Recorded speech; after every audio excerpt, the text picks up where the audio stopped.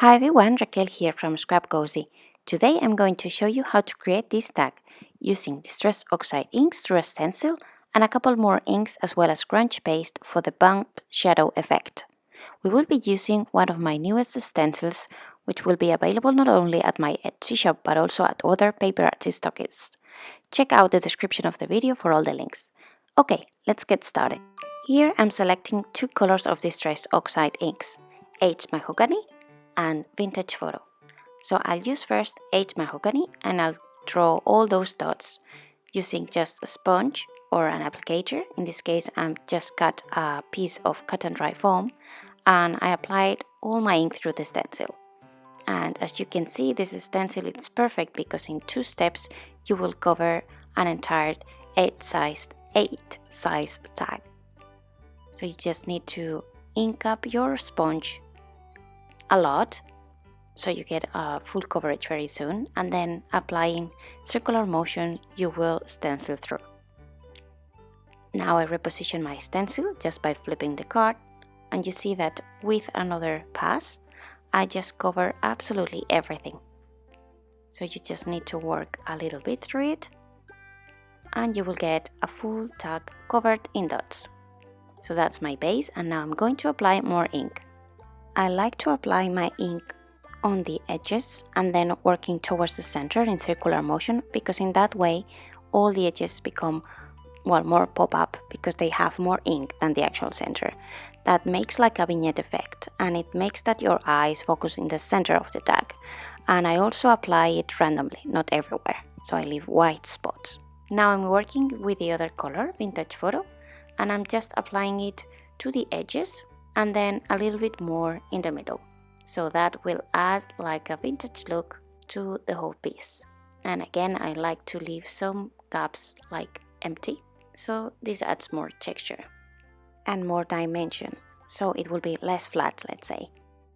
My next step is going to apply the Time to Fly sentiment in the middle, and for that I'm going to use a waterproof ink, Versafine Clair by Tsukineko. This one is Pinecone, and another piece of cotton dry foam. I'm using different pieces for different inks and I reuse them, so well, that's better. And then let's try to not mix anything. If you load it a lot, then this step will be very quick.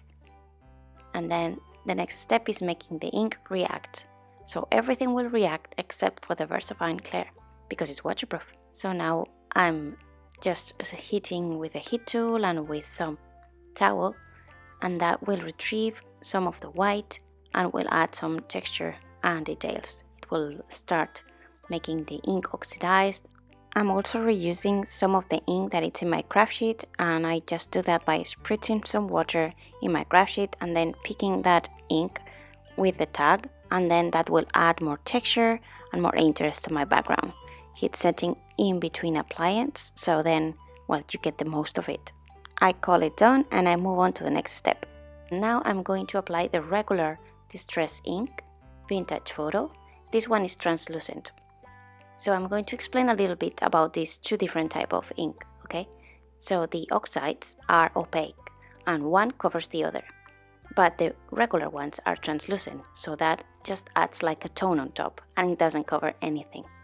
But it still reacts with water and it's nice textures as well. So it's very nice to combine both together to get different results. Now I'm going to apply some Grunge Paste. This is a texture base by PaperArtsy. I'm going to create like a bump effect, shadow effect. So I'm placing the stencil where it was and shifting up and left.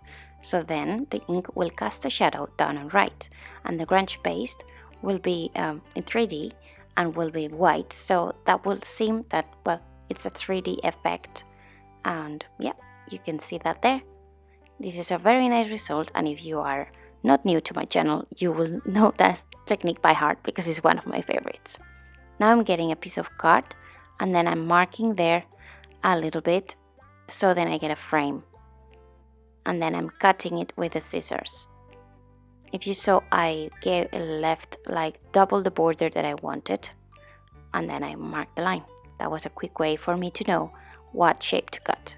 And now I'm going to apply the same ink that I used for the sentiment, for the shadow, on the edges, and then I'll also apply the other inks as well, just to get like a random border in a dark brown.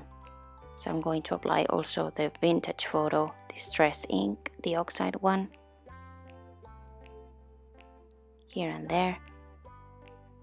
And I'll also apply the Aged Mahogany.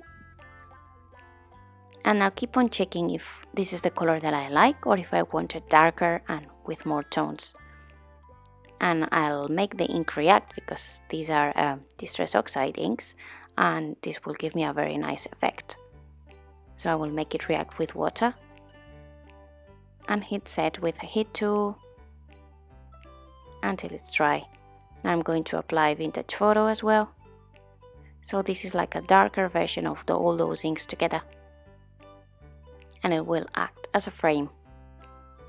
At this point I completely forgot that I actually wanted to make a tag, so the shape is rectangular, but I'm going to fix that later, and I'm going to trim this so it actually resembles a tag. I'm adding a bit more ink though to make it darker, and as you can see I applied directly with the inkpad, and then I extended it a little bit with my foam to make it less obvious that it was all direct ink.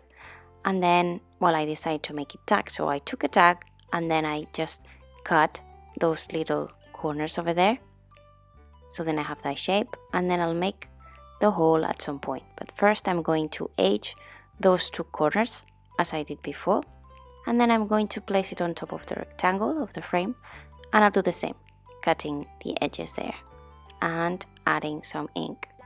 And once that ink is applied, and then, well, it's seamless, and it seems that everything was made in this shape, then I'm going to attach these two together using some tape, double-sided tape with a taper runner, and I apply it there, making sure that I leave exactly the same gap everywhere, so I get a nice frame. And then after that I'm going to just make a hole on the tag, and then to make it nicer I'm going to just create that sort of what is it called, well, like a double circle in the tag, and I'm going to resemble again that same brown that I had on the frame for the middle piece. So I'm making a hole there, and then I'll just cut around, leaving more or less the same margin that I have as in the rest of the tag. And I'm going to add more ink, same colors that I used before, and I'll attach it there again with the same glue. This perhaps is the most tricky bit of the tag, adding the glue to that little thing, but it worked fine at the end after so many tries. So it goes there, and well, my tag is done.